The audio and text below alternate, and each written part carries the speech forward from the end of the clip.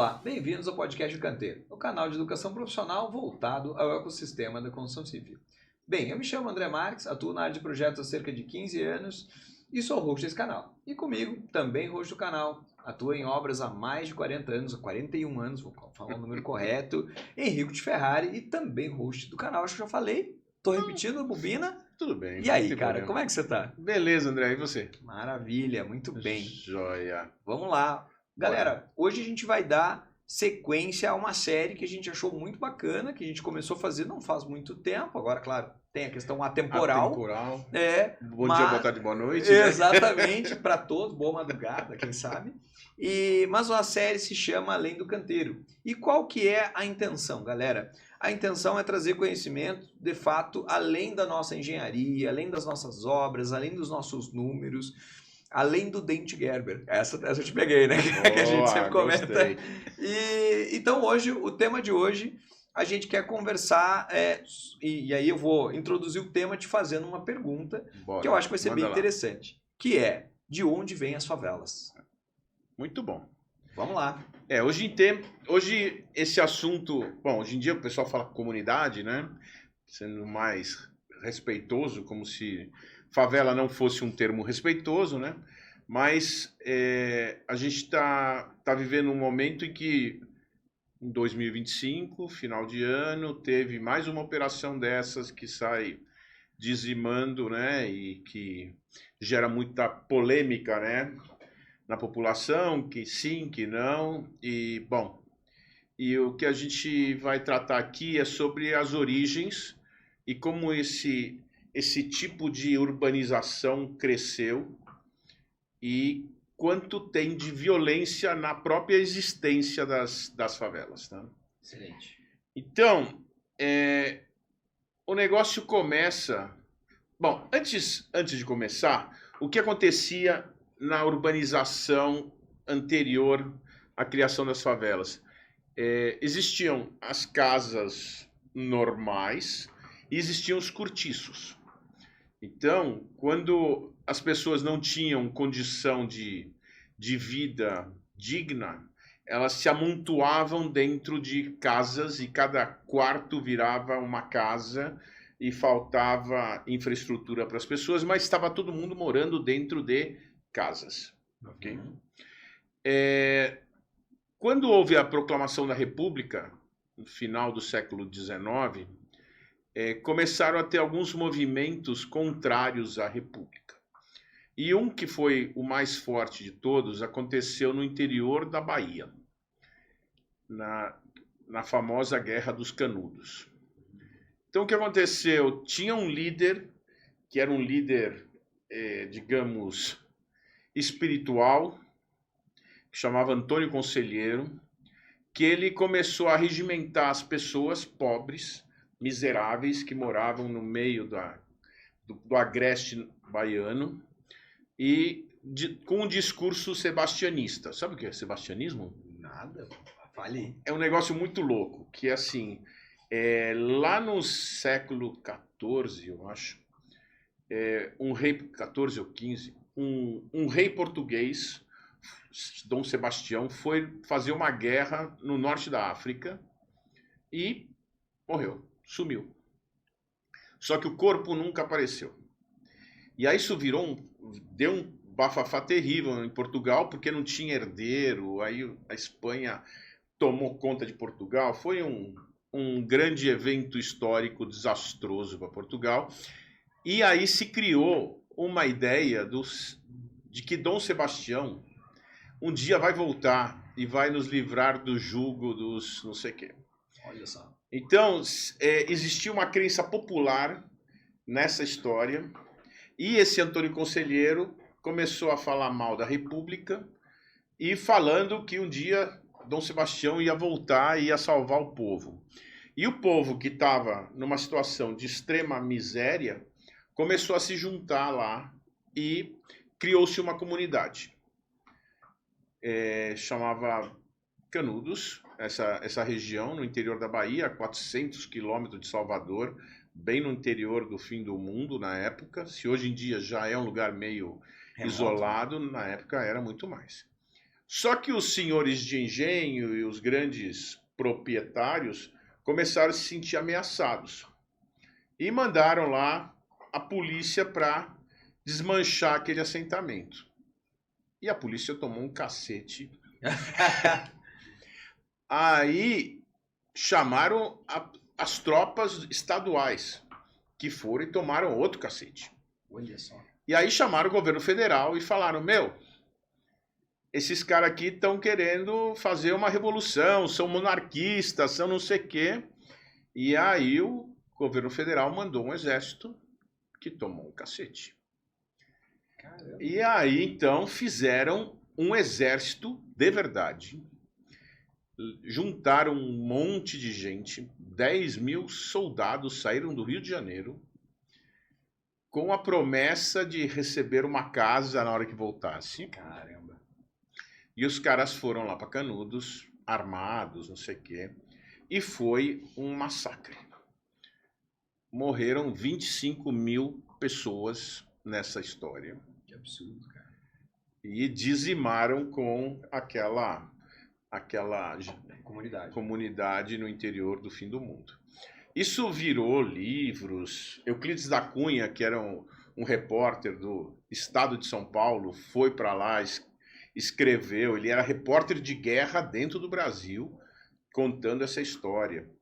Tem um livro incrível que chama Guerra do Final do Mundo, de Vargas Llosa, que é espetacular, um livro tratando desse assunto. Então, assim, houve um massacre. Morreu muita gente. E aí esses caras que foram lá guerrear voltaram para o Rio de Janeiro e falaram, cadê minha casa? Nossa. E adivinha? Poder público. Não tinha casa. Meu Deus. Bom, enquanto os caras estavam lá em Canudos, eles moravam acampados num lugar que tinha uma planta chamada favela. Que favela vem de favo, que era uma fava. A planta tinha uma fava, era uma favela, que era tipo uma mandioca braba, uma coisa assim. Então, eles moravam no morro da favela, onde tinha as favelas. E quando eles voltaram para o Rio de Janeiro e ficaram esperando chegar às casas e não recebiam dinheiro, não tinham a casa, não tinham nada, os caras estavam com a mão na frente e outra atrás, gente que tinha sido arregimentada de sei lá onde, né? Sim. E aí os caras resolveram montar um acampamento, subiram um morro que tinha ali perto do quartel do exército que eles estavam acampados, que virou chamado de Morro da Providência, porque eles tomaram a providência de ocupar aquele espaço e fizeram uma ocupação tipo aquela que tinha lá no Morro da Favela. Lá em Canudos. Exatamente. Esta foto Olha só, é de 1920. Tá? Isso aconteceu, essa primeira formação foi em 1897. Caramba. Que foi quando os caras voltaram desta guerra. E essas fotos são as primeiras que se tem dessa formação.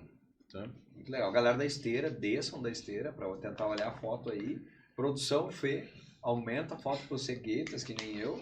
Mas realmente é uma foto surpreendente, porque já eram favelas, né? O que a gente enxerga possivelmente hoje, né? Muito... Então, esta é a primeira favela do Brasil, que já tem 125, quase 130 tá com 87, anos. 887. Faz 13, bota mais uns 100, mas já dá 130. Então é isso. Essa é a origem da favela e vem de uma violência extrema causada pelo Estado que mentiu, né? E que fez essa... Primeiro teve essa atrocidade lá no Nordeste e depois essa atrocidade na capital federal, né? E como tem uma origem impositória praticamente, porque quando os caras se aglomeraram lá e o município, a polícia foi lá e tomou um cacete, depois foi o estado tomou um cacete, alguém pensou em conversar, né? Tipo, era só realmente a nobreza, os fazendeiros, enfim, se sentindo ameaçados, Sim. tomando providências assim. Exatamente. Eu desequilibradas, tenho uma né? outra história.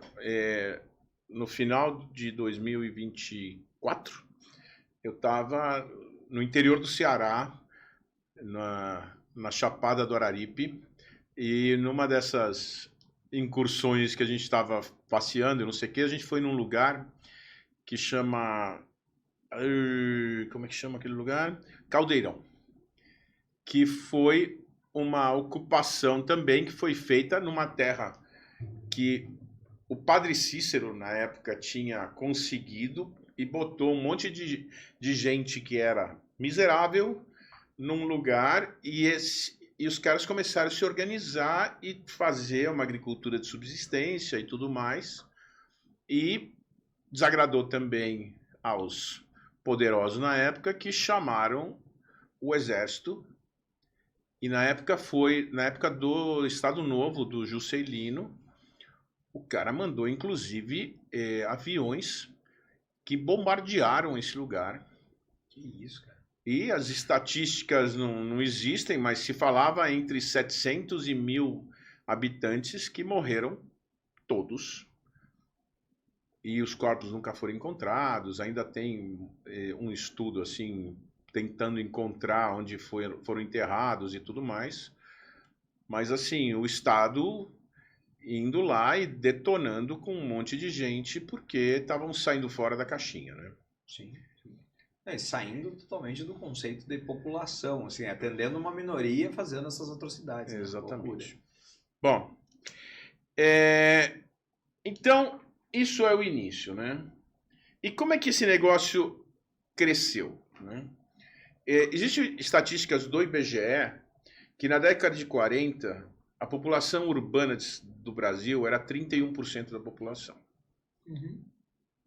Hoje é 87, 88% da população. Caramba. Então, e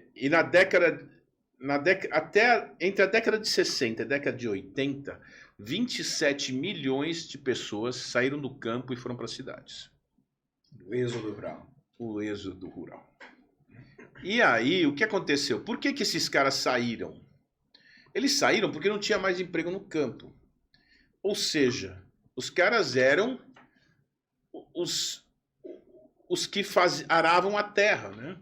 E aí começaram a surgir os tratores e um pouco de mecanização, e uma boa parte dessa mão de obra que não tinha ainda educação, não tinha nenhuma qualificação, não tinha mais a função de meter enxada na terra, né? Uhum. E não tinha mais como tirar a renda de lá. Então eles foram para cidades que estavam em processo de urbanização. Uhum.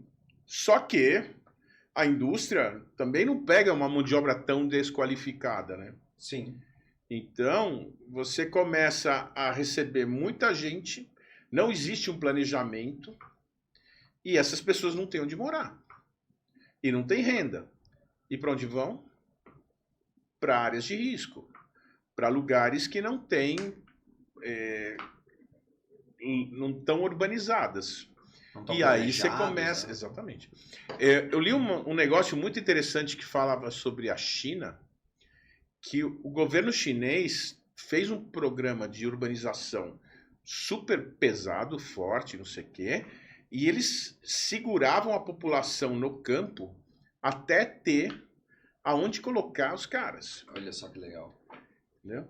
Então, assim, a China, lógico que é muito diferente, porque é um estado super forte, né? Sim. Que ele direciona e ele diz o que pode, o que não pode, mas os caras foram se estruturando, criando cidades, urbanizando, para poder levar a população para lá. Porque eles sabiam que ia ter o êxodo rural, e antes de que as pessoas fossem, eles foram construindo. Sim. Aqui, nem pensar, né?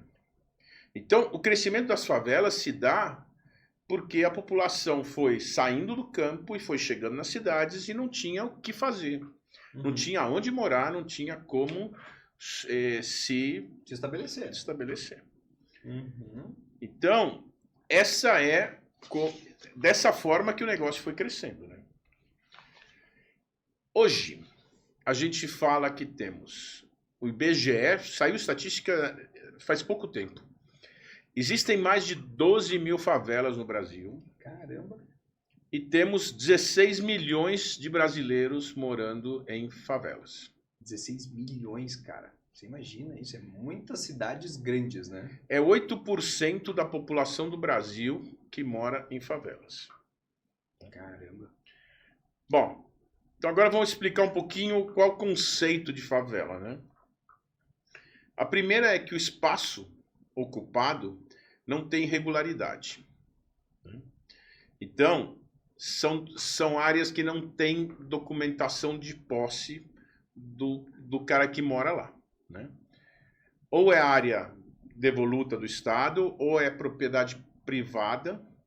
Mas que de difícil uso, né? Enfim. Que não foi ocupada. Não tem urbanização, via de regra.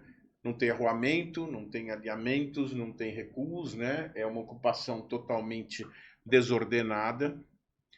Muitas vezes acontece em áreas de risco.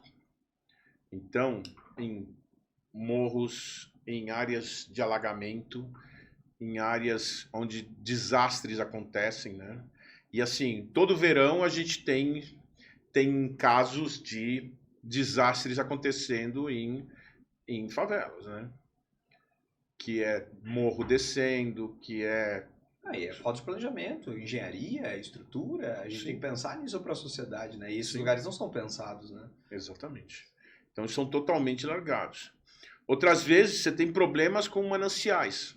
Aqui em São Paulo, é muito bizarro, porque toda a área de mananciais, em volta de represas, que é um lugar, é uma área que a gente precisa manter limpa para poder ter água para abastecer a população, é ocupada, né?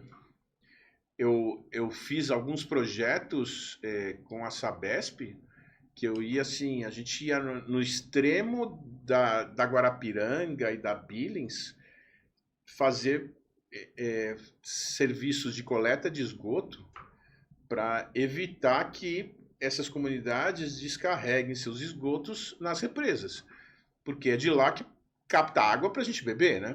Sim. Então, é muito louco, né? Porque, assim, não poderia estar sendo ocupado e está, né? Não tem serviços públicos essenciais, né? Então, assim, não tem água, não tem esgoto, não tem energia, não tem nada, né? Faltam postos de saúde, faltam escolas, faltam tudo, né? Segurança. Então, se acaba vendo que o Estado simplesmente não existe. E aí entra, que eu diria que são as causas da violência, né? Então, na falta de regulação, começa a imperar a lei do mais forte, né? Ou quem assume isso para organizar, organiza do seu modo, né? Sim. E aí tem alguns sociólogos que falam sobre essa ausência de Estado, né? E a importância do Estado regulando, né? Então tem um cara chamado Max Weber que fala sobre o monopólio da violência. Olha só. Então é um conceito que o Estado deveria ter o monopólio da violência. Os outros não podem ser violentos, só o Estado poderia ser violento para manter uma ordem pública. Sim, né? Ou controlar a violência, né? Outros falam sobre o estabelecimento de regras, né? Então, assim, o Estado tem que ser o cara que gera regras e faz com que se cumpram. Na medida que o Estado não regra as coisas, alguém vai regrar.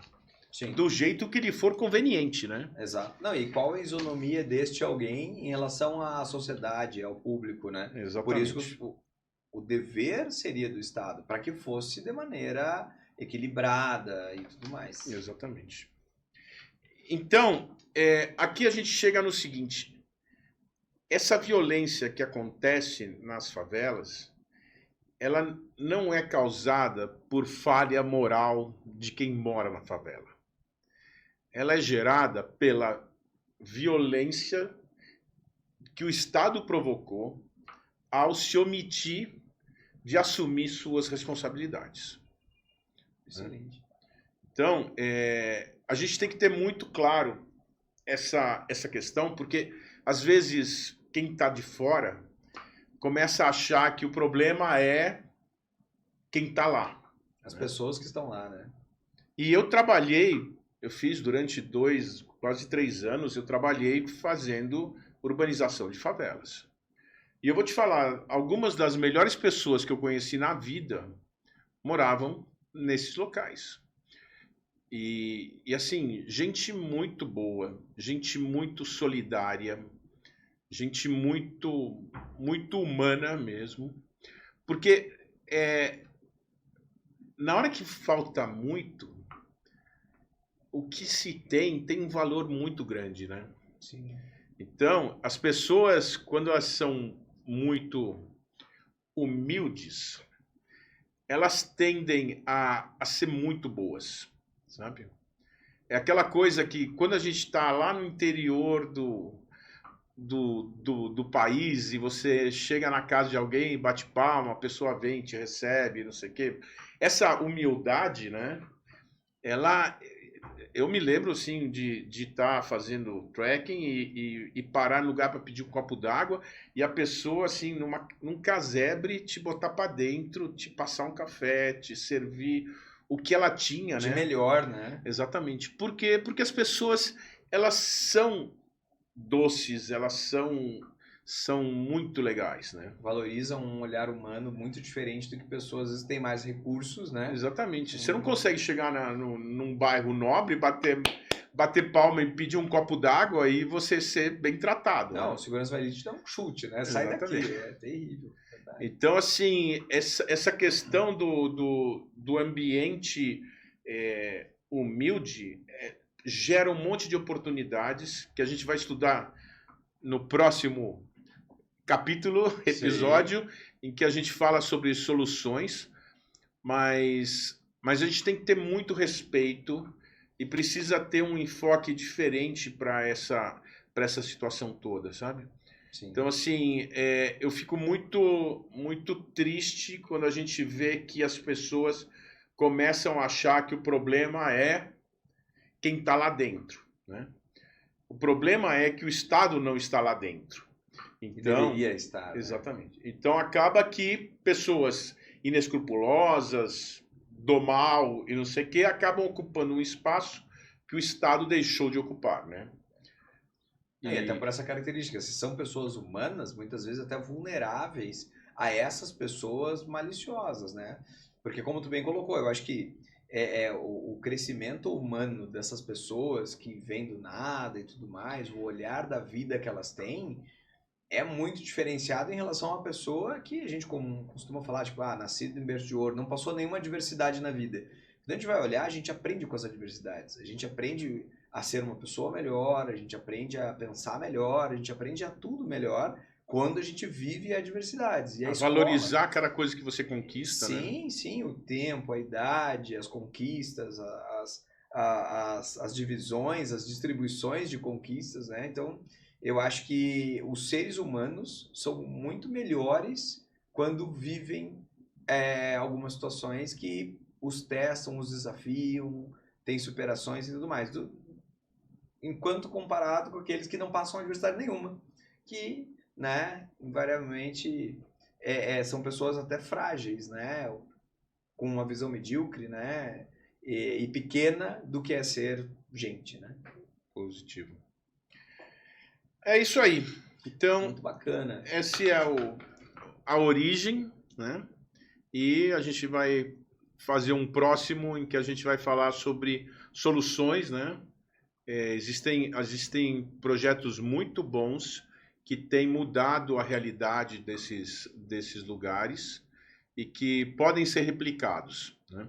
Então, a gente precisa entender que as soluções passam por gerar oportunidade para as pessoas e empoderá-las, né? Sabe o que eu queria comentar, cara? É porque aí, trazendo toda essa questão para nosso mundo, né? Quem somos, né? Aqui no canteiro, somos engenheiros, somos arquitetos, construtores, mestres, e a gente pode ter uma importância muito grande no pensar nisso, em participar disso, ajudar isso. E eu acho que esse episódio é muito legal para que ajude o nosso meio a enxergar isso, né? Entender de onde vem, como é que é e o porquê e a importância disso. Então, assim, não são necessariamente os dentistas, sei lá, professores ou qualquer outras profissões, fisioterapeutas, não que eles não tenham importância, eles vão ter, fazendo o papel deles nestas comunidades também, mas a gente, no mundo da construção civil, pensar nessas comunidades, apoiar e fazer a diferença, né? Então, acho que é um episódio muito legal para trazer essa realidade com uma ótica muito bacana, né? Histórica que tu trouxe para nós, para que o nosso meio fale, epa, peraí, né? Isso se trata disso, aonde a gente pode ajudar e que a sociedade participe cada vez mais dessa falta do Estado, que é clara, né? Tem, assim, nos últimos anos houveram grandes premiações para arquitetos que geraram soluções urbanísticas legais, tanto do ponto de vista macro quanto do ponto de vista micro, né? Porque assim, a própria casa, né, num ambiente desse, em que você está tudo adensado e tudo mais, ela precisa de soluções diferenciadas, né? Sim. Eu vi projetos muito bonitos que foram desenvolvidos por arquitetos buscando dar soluções inovadoras para esse tipo de ocupação, né? Sensacional. E imagina aí a ótica que o cara tem que ter para entender a funcionalidade dessas moradias e projetar elas com o melhor desempenho possível. Sim. Não é nem um pouco fácil, né? E com muita questão de segurança, né? Porque são locais bastante difíceis de implantar, de ocupar e de proteger. E como você faz para trabalhar toda essa questão de águas e encostas e tudo mais, né? Sim. São desafiadores realmente esses locais para se fazer coisas bem feitas, né? Muito bacana, cara, adorei. Eu queria deixar uma provocação para todos os nossos ouvintes, seguidores. Façam perguntas, como vocês acham que a gente pode participar disso? Se vocês entendem que esse episódio realmente foi relevante para a mudança da visão de vocês, se vocês já enxergavam essas comunidades, as favelas, com esse olhar, eu confesso que eu não tinha essa visão da história, né? E que eu acho que fundamenta a gente a participar de uma maneira mais inteligente da nossa sociedade. Então achei muito legal, convido a todo mundo, se inscrevam no canal, compartilhem o episódio, façam perguntas, nos provoquem e cada vez mais vamos construir conhecimento para o nosso meio. Muito obrigado a todos, obrigado Henrico. Valeu. E até a próxima. Até Valeu. mais.